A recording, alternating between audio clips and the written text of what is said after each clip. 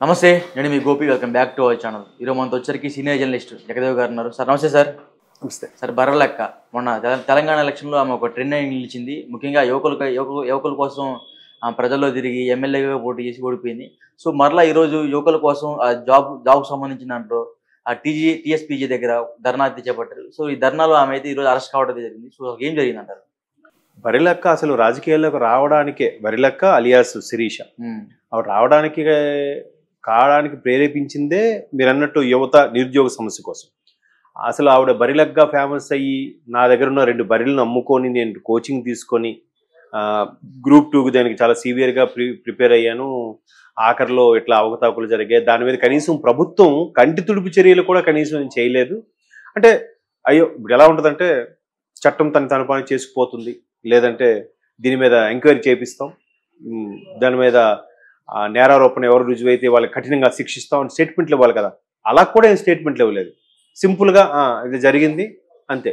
దాని గురించి ప్రభుత్వం కానీ, ప్రభుత్వ తరపున మంత్రులు కానీ, ప్రభుత్వ తరపున అధికారులు కానీ ఎవ్వరు స్పందించలేదు.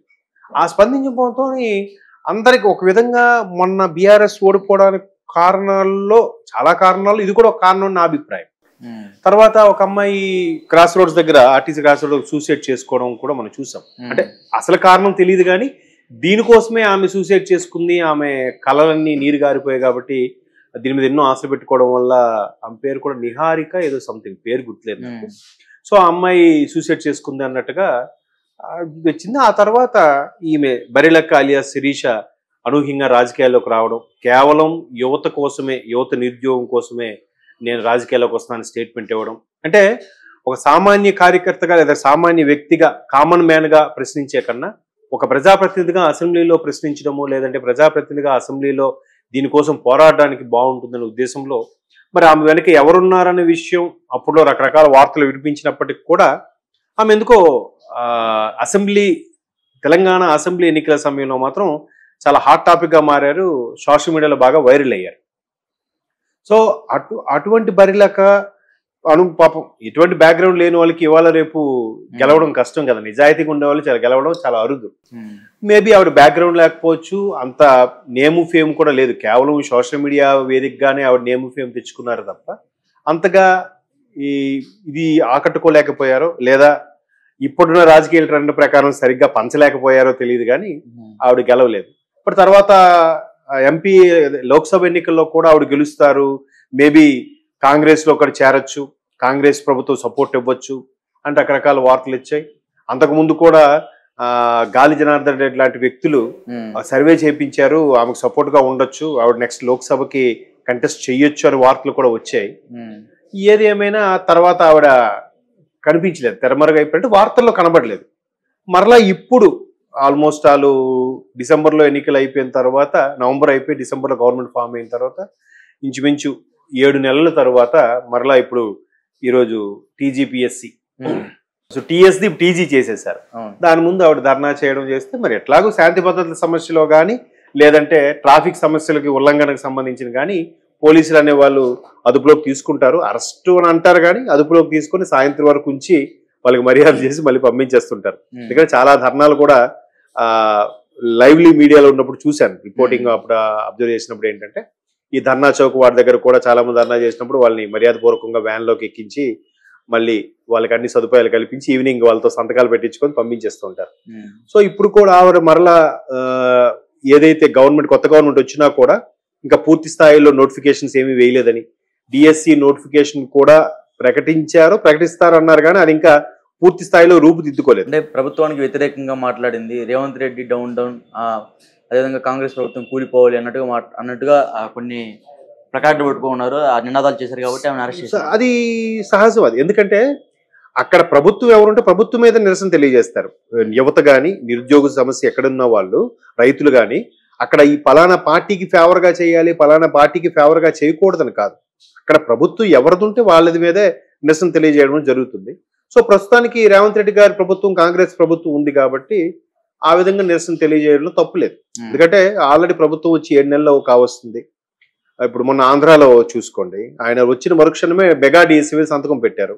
సో అది ఇంకా 1 మంత్ 2 మంత్స్లో మొత్తం రూపుదిద్దుకుంటుంది. దాని టెట్ నోటిఫికేషన్ ఎప్పుడు, డిఎస్సి నోటిఫికేషన్ ఎప్పుడు, రిక్రూట్మెంట్, ఇవన్నీ వరుస పెట్టి ఒక షెడ్యూల్ డిసైడ్ చేసి వాట్ ఈస్ వాట్ అని డేట్స్ అవి ఇచ్చేస్తారు.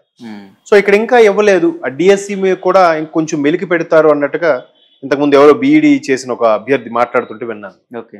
సో అట్లాంటి ఉద్దేశంలో మేబీ నిరుద్యోగ సమస్య ఇంకా కొనసాగుతున్నట్ల ఉద్దేశంతో ఆవిడ మరలా ప్రజల్లోకి వచ్చారేమో అనుకుంటున్నాను. అండ్ మోర్ ఓవర్ జనాల్లో మనుగడలో కూడా ఉండాలిగా.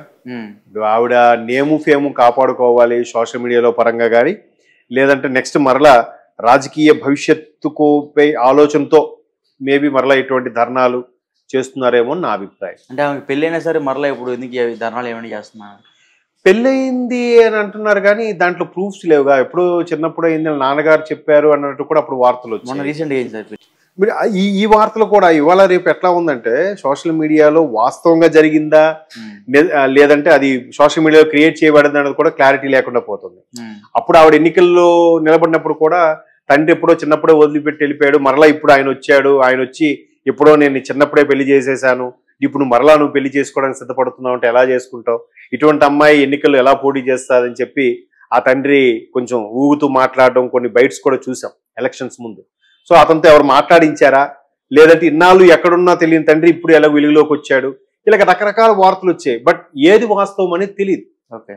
సో అటువంటి నేపథ్యంలో ఇప్పుడు మరలా రీసెంట్ గా పెళ్లి చేస్తుందన్న విషయం కూడా నేను ఎక్కడ చూశాను కానీ అది నాకు పూర్తి స్థాయిలో నమ్మకం బొద్దు కావట్లేదు. ఎందుకంటే చాలా సందర్భాల్లో ఇప్పుడు ఒక పలానా టెంపుల్ ఉంది, ఆ టెంపుల్లో ఈ మహిమ జరిగింది, ఇలా జరుగుతుందంట అని చెప్పి ఒక వీడియో ఉంటుంది. అది వాస్తవమా, ఎవడు క్రియేట్ చేసి పెట్టాడా లేదంటే గ్రాఫిక్స్ చేసి పెట్టారా అని తెలియట్లేదు. అందుకు ఇవాళ రేపు సోషల్ మీడియాలో కొన్ని వార్తలు ఎంతవరకు వాస్తవం అనేది కంప్లీట్ గా రీచ్ అవ్వలేకపోతున్నాను.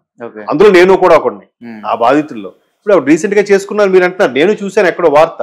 బట్ గత పెళ్లి విషయం ఏదే ఈ అంశం వచ్చి ఇలా వచ్చిందా, నిజంగా చేసుకున్నదా అన్న విషయం నాకు తెలియదు.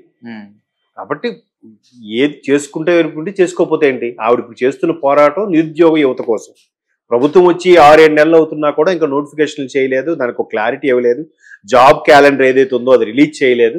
చేయాలి కాబట్టి ప్రభుత్వం మీద ప్రభుత్వ జులుం నశించాలి, పోలీసులు అరాచకం నశించాలి, లేదంటే ప్రభుత్వం డౌన్ డౌన్, లేదా ముఖ్యమంత్రి డౌన్ డౌన్ అంటే అరుస్తూ ఉంటారు. అక్కడ రేవంత్ రెడ్డి గారు కాదు, కేసీఆర్ గారు ఎవరున్నా ఆవిడ అలాగే చేస్తారు నిరసన. సహజం. ఇంతకుముందు బీఆర్ఎస్ అదే మన ఎన్నికల ముందు కూడా గ్రూప్ 2 అంశం మీద ప్రభుత్వం వ్యతిరేకంగానే యువత అందరూ పోరాడారు కదా. అక్కడ ఏది చీమ చిటుక్కన్నా, ఎక్కడ శాంతి భద్రత లోపం వచ్చినా, ఏదైనా చట్టాల్లో తేడాలు వచ్చినా కూడా ఫస్ట్ ప్రభుత్వానికి ఇంపాక్ట్ పడుతుంది. కాబట్టి మీరు అన్నట్టు కాంగ్రెస్ ప్రభుత్వం down down, Revanth Reddy down down అనే పదాలు నిరసన తెలియజేసడంలో సర్వసాధారణమైనటువంటి పదాలు. చూద్దాం మరి ఆవిడ మరలా వార్తల్లోకి వచ్చే ప్రయత్నం చేస్తున్నారంటే ఆవిడ నెక్స్ట్ ప్రణాళిక ఏముంటుందో let us wait and see. Okay sir, thank you sir.